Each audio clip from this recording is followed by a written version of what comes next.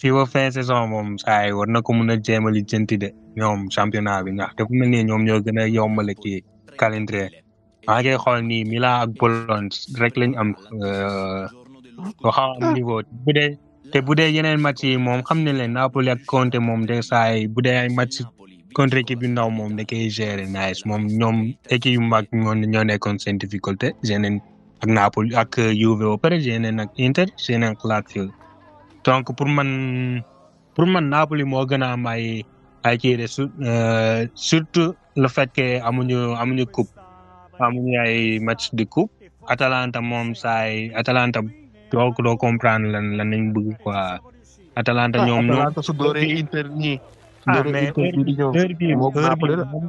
heure bi waroon na leen fekk ñu ci kaw ñoom ñeen saa nii